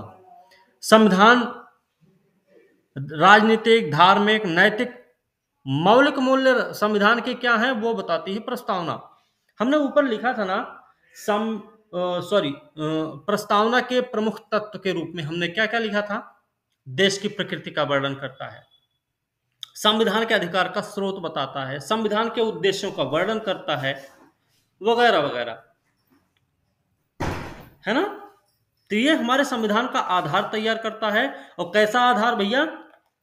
एक दर्शन के रूप में, राजनैतिक, धार्मिक, नैतिक, मौलिक मूल्य के रूप में। दूसरा क्या है? दूसरा है संविधान सभा का महान और आदर्श सोच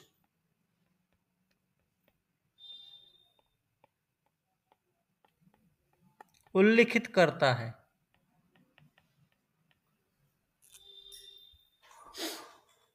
ठीक है। इसके अलावा क्या करता भाई? जो संविधान की नींव रखने वाले थे,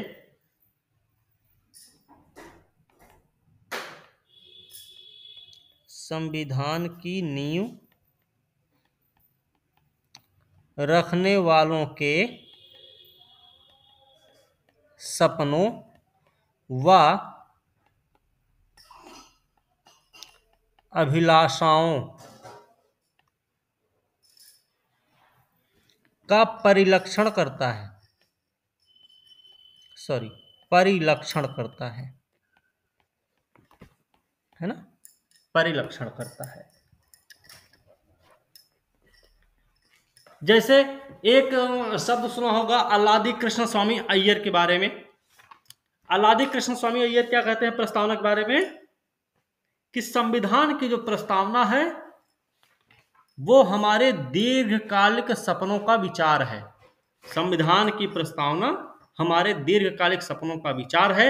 ये बात बोली थी अल्लादी कृष्ण स्वामी अय्यर महोदय ने।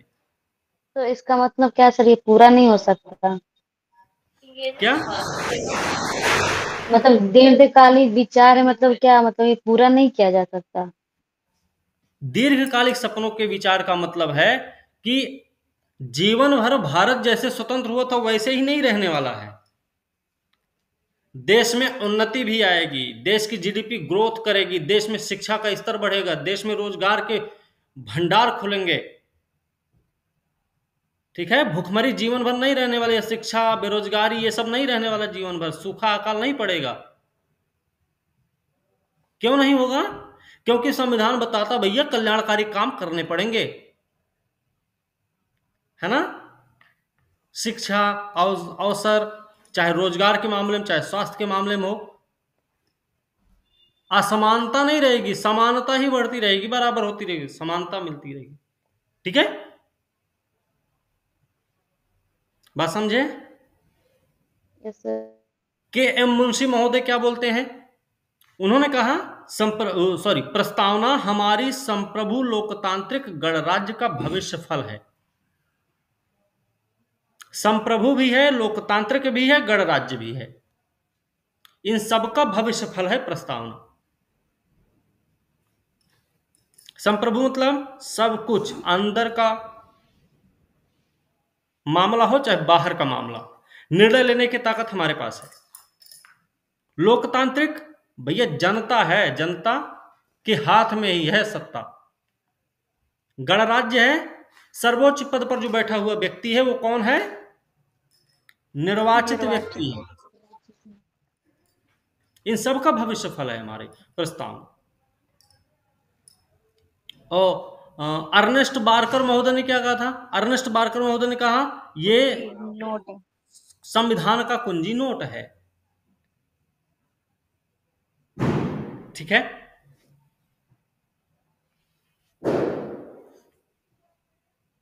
इसके अलावा और क्या है?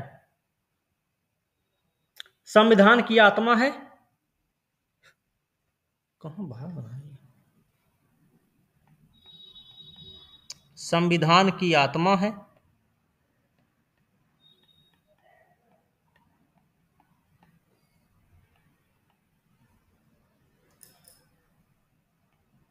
राजनीतिक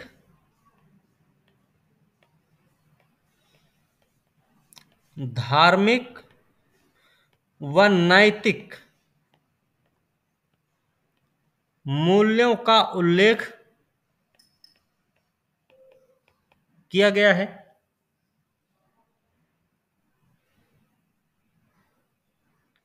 इसके अलावा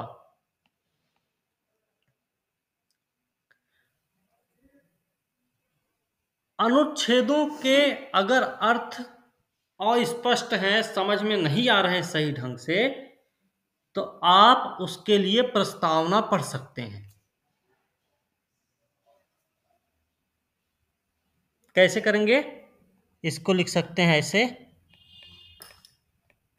अनुच्छेदों या प्रावधानों के स्पष्टीकरण के लिए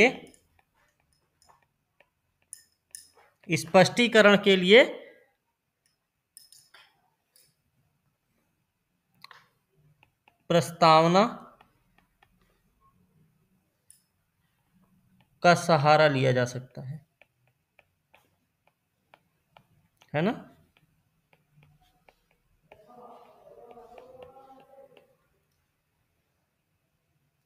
बाकी ये जो हमने अभी 3 लोगों के बारे में बताया ना भाई, उनके बारे में उनके कथन आपको याद होने चाहिए। ठीक है, एक और प्रस्तावना में क्या क्या बताया गया और हम क्या करेंगे प्रस्तावना में, इसका भी वर्णन है। उद्देश्य क्या है, इसका भी वर्णन है।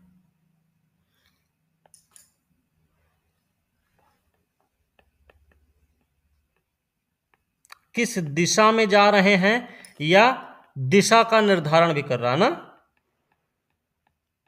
ये सारी चीजें भी प्रस्तावना ही बता रहा है।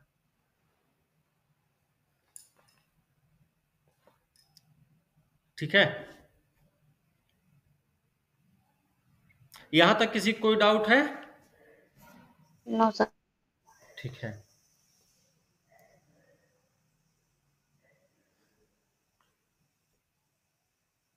चलिए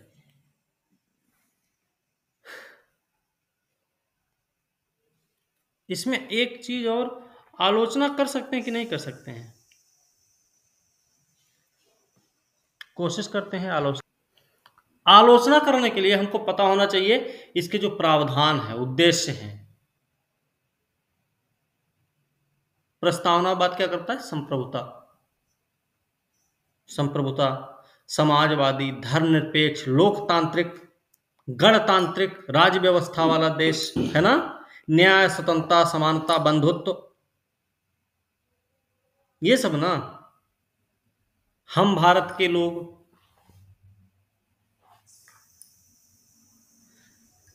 सबसे पहली आलोचना संप्रभुता के मामले में है कि राष्ट्रमंडल की सदस्यता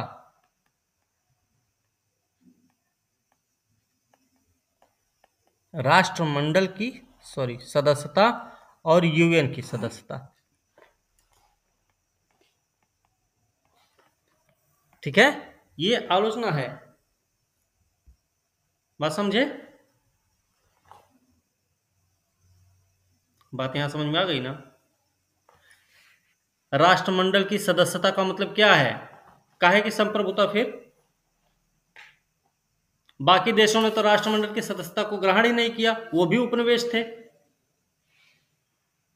तो कहीं हमारे प्रस्तावना में जो शब्द है संप्रभुता, वो बाधित तो नहीं होने वाली है। लेकिन आलोचना के मामले में ये लाइन आप लिखेंगे, अभी इसका वो नहीं करेंगे हम, इसका बचाव नहीं करेंगे अभी हम इस शब्द का। दूसरा क्या है, हमने बात किया लोकतांत्रिक समाजवाद भारत में रहेगा। हमने ये बोला था ना, लोकतांत्रिक समाजवाद रहेगा भारत में। क्या हो गया? 1991 में क्या किया गया? उदारीकरण की प्रवृत्ति अपनाई गई। देश की अर्थव्यवस्था को क्या किया गया? सार्वजनिक और निजी दोनों मामलों में देखा गया मिश्रितवादी अर्थव्यवस्था को अपनाया गया। ठीक है ना, बात समझे भाई। जबकि लोकतांत्रिक समाजवाद का मतलब होता है कि पूरी तरह से सार्वजनिक हाथ में होगा सब कुछ संसाधन, जो भी निर्माण कार्य, जो कुछ भी काम धाम होगा, वो सब कुछ किसके हाथ में जाएगा? सरकार के हाथ में रहेगा, सार्वजनिक हाथों में ही रहेगा। लेकिन लास्ट में क्या किया? सार्वजनिक को भी दे दी और निजी भागीदारी को भी मंजूरी प्रदान की, है ना।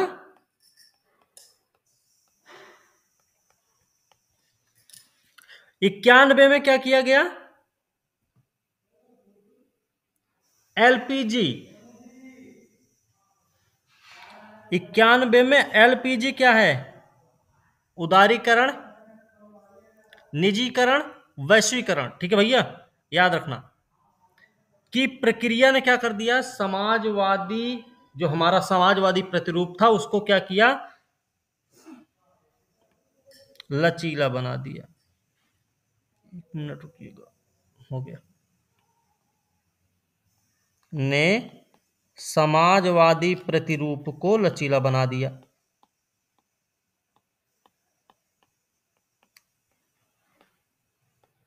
लचीला बना दिया। ठीक है। एक तरफ हम बात करते हैं धर्मनिरपेक्षता, धर्मनिरपेक्षता की बात करते हैं, है ना। दूसरी तरफ हम क्या करते हैं? धार्मिक स्वतंत्रता भी प्रदान करते हैं। धार्मिक स्वतंत्रता प्रदान की गई। ठीक है।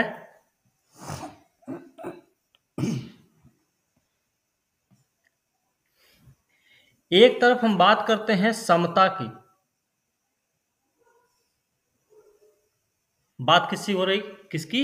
समता की बात करते हैं। दूसरी तरफ क्या करते हैं? अपवाद भी हैं हमारे। अपवाद क्या है? प्रधानमंत्री का पद,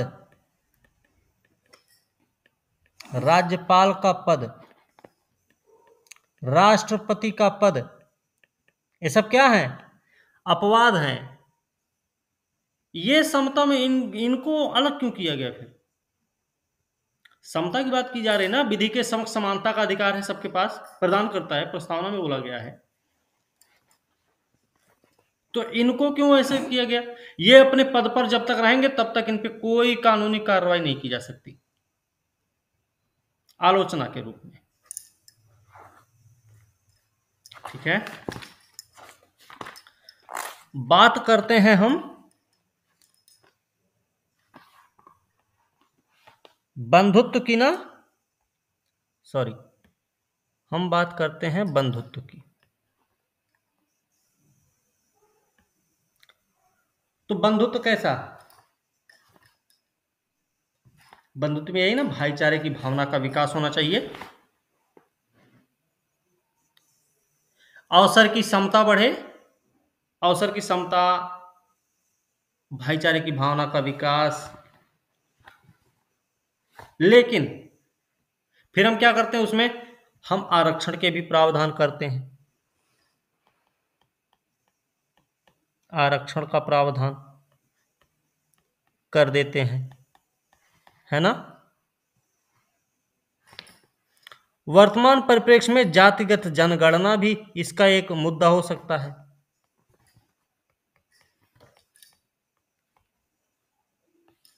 एकता और अखंडता की बात करते हैं। कुछ राज्यों को हम विशेष राज्य का दर्जा दे देते हैं। ये क्यों भाई? विशेष राज्य का दर्जा क्यों दे रहे हैं फिर किसी को? जैसे यूपी बिहार, वैसे नॉर्थ ईस्ट वाले भी होने चाहिए। उत्तराखंड नहीं है पहाड़ी राज्य, हिमाचल प्रदेश नहीं है पहाड़ी राज्य, हैं? क्या महाराष्ट्र में मुंबई की तरह पूरा महाराष्ट्र है, या पूरा यूपी लखनऊ की तरह ही है, या पूरा बिहार पटना की तरह है विकसित? नहीं है ना। यूपी में भी बुंदेलखंड क्षेत्र है, बघेलखंड क्षेत्र है। महाराष्ट्र में मराठवाड़ा विदर्भ का क्षेत्र है, आप देख सकते हैं। गुजरात में सौराष्ट्र कच्छ का क्षेत्र है, देख सकते हैं आप। राजस्थान में देखेंगे तो उसमें देखिए आप रेगिस्तान का एरिया है। पूरा कर्नाटक बंगलुरु नहीं है, है ना। बंगलुरु जैसे कई सारे जिले हैं कर्नाटक में, लेकिन कर्नाटक को तो दिया भी गया है। लेकिन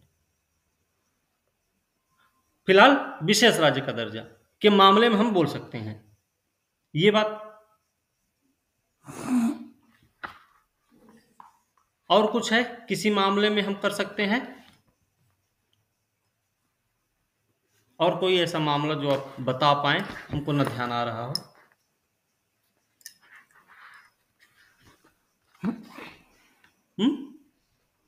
बोलिए ना। ये 7 पॉइंट आलोचना के लिए ठीक है कि नहीं, और चाहिए? सर मिटाइएगा मत, हमको लिखना है, अभी हम लिखे नहीं है। हाँ हाँ मिटाएंगे, नहीं चिंता मत करिए। ये तो पूरा देंगे ना, इसका स्क्रीनशॉट देंगे पूरा, अभी नहीं इरेज कर सकते इसको। अभी तक देखिए हमने आलोचना की है, ठीक है। हमारा प्रश्न कंप्लीट नहीं है, याद रखिएगा, क्योंकि आलोचना करनी है, उसका मूल्यांकन भी करना होगा, समालोचनात्मक मूल्यांकन करना होगा, समीक्षा भी करनी होगी, विवेचना भी करनी होगी। तो हमें आलोचना के बाद एक बचाव का एरिया भी ढूंढना पड़ेगा। कैसे करेंगे वो?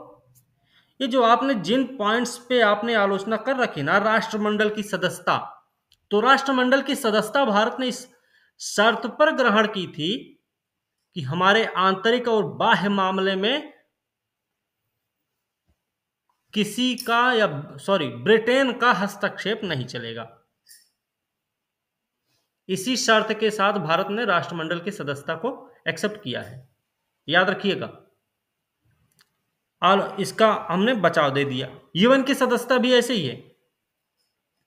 हम किसी देश के साथ सीमा में जो आने वाला क्षेत्र है अधिग्रहण करने या उसको देने, किसी दूसरे देश को देने के लिए हम स्वतंत्र हैं। उसमें हमें यूएन से पूछने की जरूरत नहीं, ना तो राष्ट्रमंडल से पूछने की जरूरत, हम किससे विदेशी संबंध रखें, किससे हटा लें, कब हमको सरकार बनानी चाहिए, कब हमको बिगाड़नी चाहिए, वो हमको किसी से पूछने की जरूरत नहीं है। बात समझे, ध्यान रखिएगा। दूसरा, सार्वजनिक और निजी भागीदारी को मंजूरी, जो लोकतांत्रिक समाजवाद पर हम बल दे रहे थे, हम बाद में ऐसा क्या हो गया कि हमको निजी भागीदारी को भी बढ़ावा देना पड़ गया। हमने सार्वजनिक और निजी भागीदारी को बढ़ावा देने का प्रयास तो किया है, लेकिन सार्वजनिक भागीदारी पर विशेष रूप से जोर दिया। अगर निजी भागीदारी को बढ़ावा दिया भी है ना, तो उसमें भी हमने लोक कल्याणकारी राज्य की अवधारणा को ध्यान में रखा है, रोजगार के अवसर बढ़ाने के लिए, है ना, लोगों का जीवन स्तर सुधारने के लिए, शिक्षा, स्वास्थ्य, परिवहन की सुविधा, लोगों को सुविधाएं प्रदान करने के जो आसानी से उनको उपलब्ध हो सके, उस मामले में हमने निजी भागीदारी को बढ़ावा दिया है। ऐसे नहीं दिया कि निजी भागीदारी आए, सिर्फ वो सब अपना लाभ कमा के अपना पेट भरे, ऐसा नहीं है।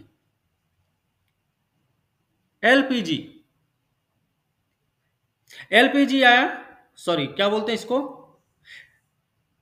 उदारीकरण, निजीकरण, वैश्वीकरण, ये भारत में आया। भारत के समाजवादी प्रतिरूप को क्या किया इसने, लचीला तो बना दिया, लेकिन इसने क्या किया भाई, लोगों की समझ को भी तो बेहतर किया ना। आज दिल्ली में बैठकर आदमी अमेरिका के कस्टमर से बात करता है ना। दिल्ली के कॉल सेंटर में जॉब करने वाला व्यक्ति अमेरिका में रहते हुए किसी व्यक्ति से फोन पे बात करता है, और बताइए आपका क्या हालचाल है। ये नहीं है।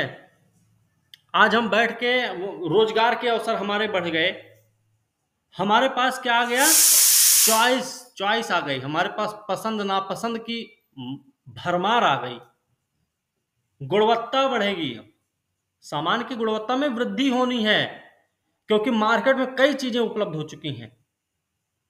जिसकी गुणवत्ता खराब रहेगी वो पूरी तरह से इग्नोर कर दिया जाएगा सामान।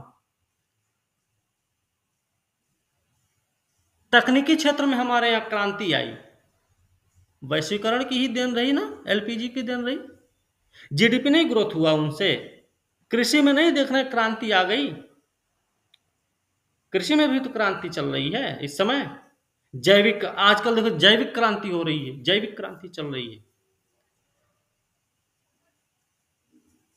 सही बात है ना भाई। चौथा पॉइंट, धार्मिक स्वतंत्रता प्रदान की गई। धार्मिक स्वतंत्रता इसलिए नहीं प्रदान की गई है कि आप दूसरे के धर्म का क्या करें, विरोध करें, या दूसरे का धर्म परिवर्तन करवा दें, या दूसरे के धर्म को क्या करें, वो दूसरे के धर्म का सम्मान ना करें। ये मामला नहीं है यहाँ पे। यहाँ पे मामला क्या है भैया, कि सब लोग अपने अपने धर्म को माने, अपने अपने धर्म का सम्मान करें, अपने अपने धर्म के सम्मान के साथ दूसरों के धर्म का भी सम्मान करें। किसी के धार्मिक भावना को ठेस ना पहुंचाएं, नहीं तो क्या होगा, राज्य हस्तक्षेप करेगा। फिर जो आपके अधिकार हैं, धार्मिक स्वतंत्रता का अधिकार, वो क्या हो जाएगा, वो छिन सकता है आपका, या पाबंदी लग सकती है ना। और ये पांचवा जो पॉइंट है अपना अपवाद के रूप में, ये जो पद हैं, कैसे पद है, गौरवान्वित पद है ना। कोई छोटे मोटे पद तो हैं नहीं, गौरवान्वित पद है, जनता के प्रतिनिधि हैं ये, है ना। राज्य प्रमुख हैं, राष्ट्र प्रमुख हैं, सरकार के प्रमुख हैं।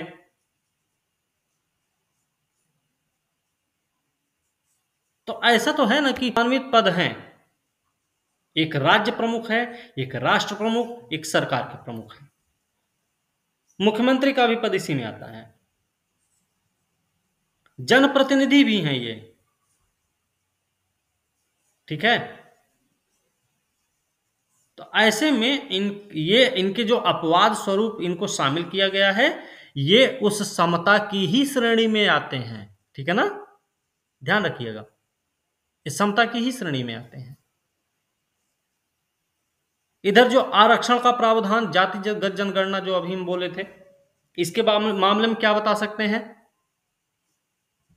आरक्षण का प्रावधान सिर्फ इसलिए लागू है कि मुख्य धारा से जो टूटे हुए लोग हैं उनको फिर से मुख्य धारा में जोड़ने का प्रयास किया जाए, ताकि देश का समावेशी विकास संभव हो सके, देश में वर्ग संघर्ष की भावना ना पनपने पाए, है ना। यही होगा भैया। सब लोग बराबर से खाते पीते रहेंगे तो कौन किसी से क्यों घृणा करेगा। सब नौकरी चाकरी करेगा, पढ़े लिखेगा, अपना रोजगार करता रहेगा, तो किसी को किसी से किस प्रकार की दुश्मनी। कहीं ना कहीं सौहार्द की भावना को बढ़ाने का एक तरीका है। सातवां पॉइंट, विशेष राज्य का दर्जा।